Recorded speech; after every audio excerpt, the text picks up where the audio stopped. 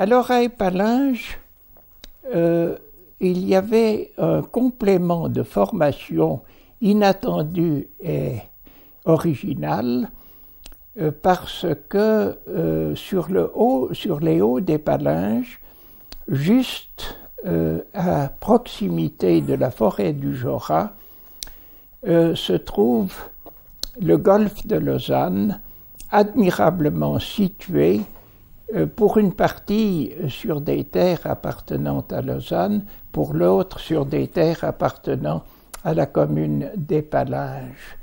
Les enfants, à partir de 11 ans, 12 ans,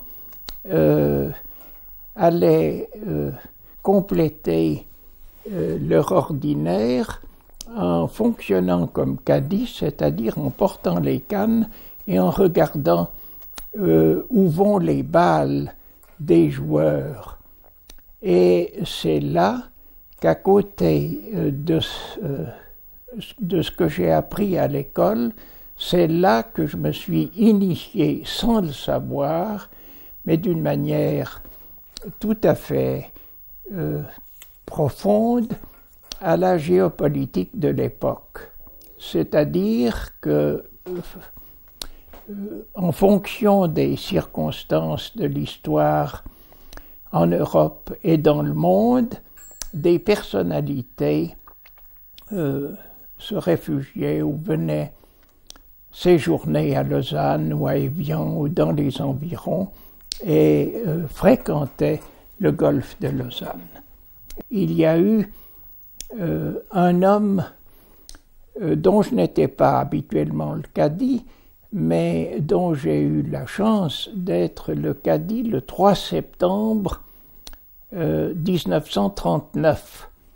J'avais alors 18 ans et c'était l'Agacan III, chef spirituel de la communauté des Ismaélites, admirablement renseigné, alors président de l'Assemblée de la Société des Nations. Et il a été rejoint par un prince de Liechtenstein qui lui a demandé pourriez-vous me parler de l'entretien que vous avez eu il y a 2 ans avec le chancelier Hitler. L'Agacan, qui était l'un des hommes les mieux informés du monde, a fait une analyse de l'évolution de la politique et des forces dans le monde. Je l'entends dire que la guerre qui se déclarait ce jour-là allait, à son avis, être longue et cruelle et durer 5 à 6 ans.